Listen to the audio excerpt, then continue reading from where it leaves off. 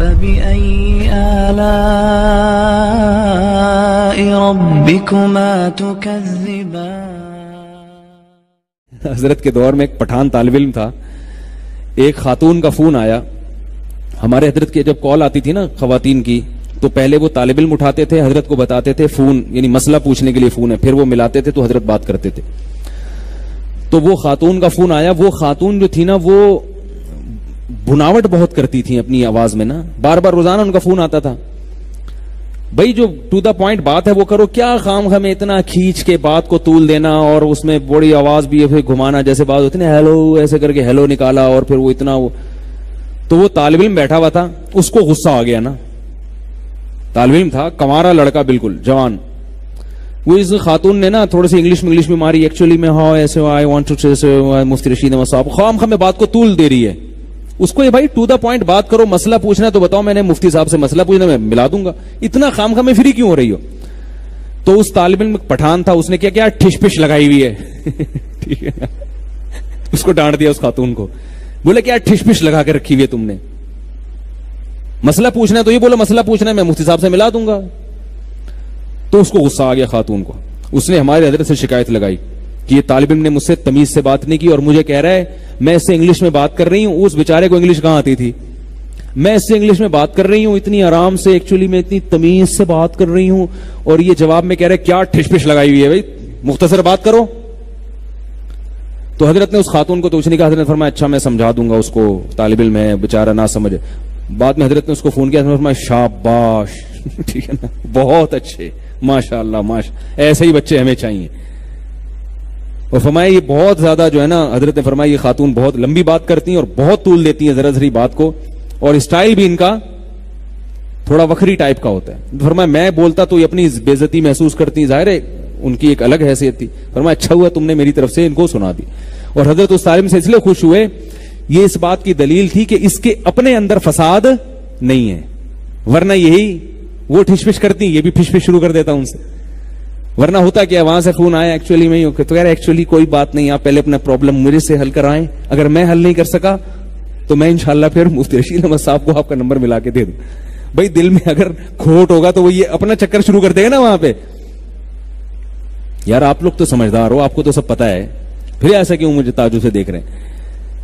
تو اب دیکھو بظاہر یہ بد اخلاقی ہے, مگر حقیقت میں کیا ہے, یہ اخلاق ہیں, تبھی تو حضرت خوش ہو رہے ہیں. اور وہ آدمی اگر شادی شدہ ہوتا اور اس کی بیوی سن لیتی تو اور زیادہ شاباش دیتی نا, کہ میرے میاں کے کتنے اچھے اخلاق ہیں, ایک نامحرم خاتون کا فون آیا, ایسے ڈانٹ کے بھگایا, کمبخت لومڑی چالاک, اس کو تو ایسے ہی ڈانٹنا چاہیے. کتنا اپنے شوہر سے محبت کرتی نا وہ.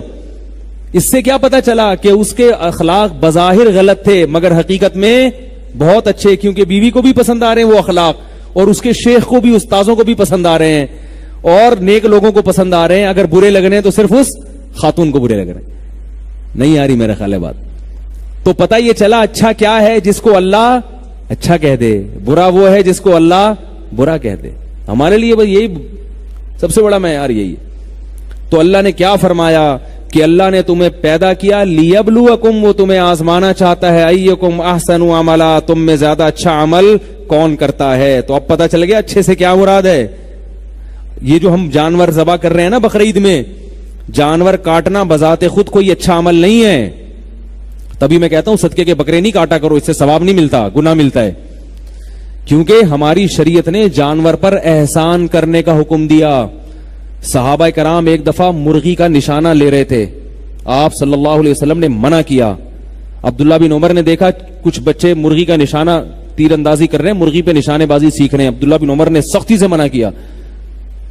فرمایا رسول اللہ صلی اللہ علیہ وسلم نے نشانے بازی کرنی ہے بھائی کسی لکڑی پہ کرو, جانور کو کیوں بچار ہدف بنا رہے ہو. ہاں جانور کو کھانا اگر مقصد ہے پھر آپ اس کو تیر سے ماریں, آپ وہ تو اللہ نے حلال کیا ہے آپ کے لیے. کھانا مقصد نہیں ہے تو اس سے زندگی چھیننا غلط ہے. حدیث میں آتا ہے پچھلی امتوں میں ایک نبی تھے, تو نبی کو ایک چیونٹی نے کاٹا, ان نبی نے ساری چیونٹیوں کو مار دیا. اللہ نے وحی کی کہ جس چیونٹی نے کاٹا تھا صرف اسی کو مار دیتے نا, باقیوں کو کیوں مارا.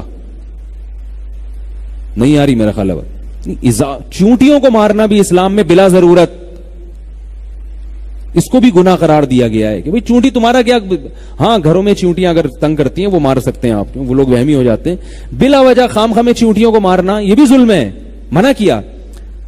مدینہ میں کتے بہت ہو گئے تھے, تنگ کرتے تھے, تو آپ صلی اللہ علیہ وسلم نے حکم دیا کتوں کو مارو. صحابہ نے وہ سارے کتے مارنا شروع کر دیے. کوئی دیہاتی کتا لے کر آتا اس کو بھی مار دیتے. تو آپ صلی اللہ علیہ وسلم نے فرمایا حدیث کا مفہوم ہے اللہ کی مخلوق ہے بھائی اس کو چھوڑ دو اپنے حال پہ. وہ تو زیادہ ہو گئے تھے, تنگ کر رہے تھے, تو جتنا تنگ کر رہے ہیں بس اتنے مار دو, باقی پوری نسل کتوں کی ختم مت کرو. یہ بھی اللہ کی مخلوق ہے.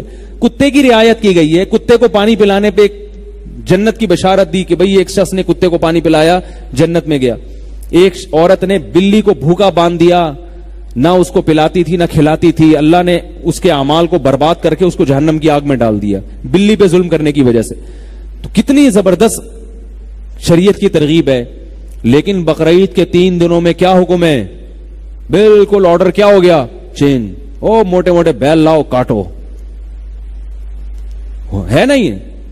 تو دنیا چیختی ہے یہ مسلمان کیا کر رہے ہیں بھائی. یہ اچھا کام بذات خود نہیں ہے, یہ ایک اچھا کام, لیکن چونکہ اب اللہ نے کہہ دیا کہ کاٹو, اب کیا بن گیا یہ کاٹنا اچھا کام بن گیا. تبھی بقرعید کے تیسرے دن جب سورج غروب ہوتا ہے نا, اگر آپ نے جانور ذبح کرنا بھول گئے یا قربانی کا جانور بھاگ گیا تھا, بقرعید کے تیسرے دن مغرب کے بعد ملا, تو اب کاٹنے کا حکم نہیں ہے. اس جانور کی قسمت ہے کہ وہ بچ گیا, کیونکہ اب کاٹیں گے تو بھئی یہ عبادت نہیں ہے. اس لیے کہ عبادت تو بقرعید کے 3 دنوں میں تھا. یہ اب تو جیسے عام لوگوں پر احسان کرنے کا ثواب, اس گائے پر بھی احسان کر کے چھوڑ دو, اس کو اگلے سال کاٹ دینا, یا اس کی قیمت صدقہ کر دو, یا اس گائے کو صدقہ کر دو. سمجھ میں آ رہی ہے بات کہ نہیں آ رہی؟ کتنا اہم حکم ہے. تو یہ بھی قربانی جو ہم کرتے ہیں نا, یہ بھی عبادت کیوں بنتی ہے؟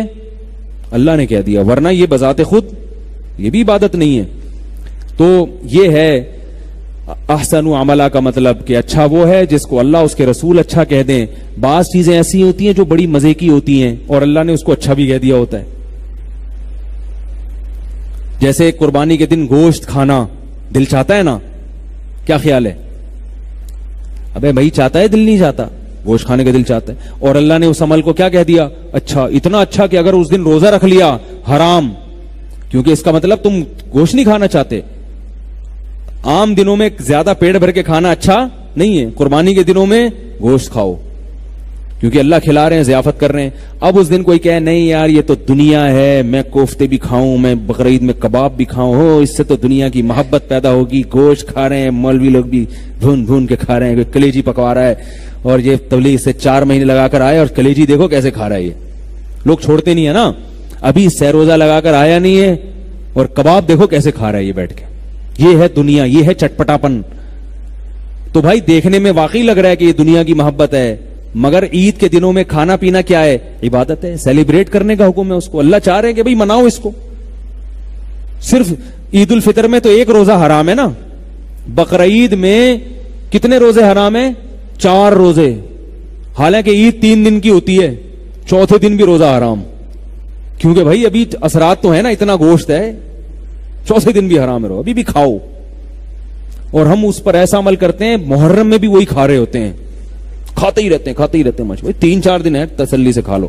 عید کے دنوں میں گوشت کی الگ برکت ہوتی ہے, اس کو اسٹور کر کے بعد میں کھاؤ گے جائز وہ بھی ہے, لیکن اس میں وہ ذائقہ اور وہ لذت اور وہ برکت نہیں رہتی, کیونکہ ان دنوں میں اللہ کے کہنے سے کھا رہے ہو, ٹھیک ہے نا, باقی دنوں اپنی مرضی سے کھا رہے ہو.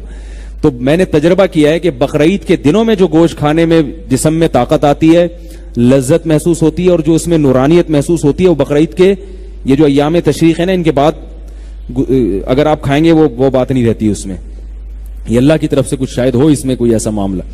تو یہ ہے ایکم احسن عملا. سوالات لوگ کافی جمع ہو گئے. آپ نے پولیو کے حوالے سے بات کرنی تھی اور یہ بھی بتانا تھا کہ آپ پولیو پر کیوں نہیں بات کرتے. بھائی پولیو ویکسینیشن ہے اور یہ فیلڈ ڈاکٹروں کی ہے, مولویوں کی نہیں ہے. سمجھ رہے ہو بات؟ تو جو جس کی فیلڈ ہو دوسرے کو اس میں ٹانگ.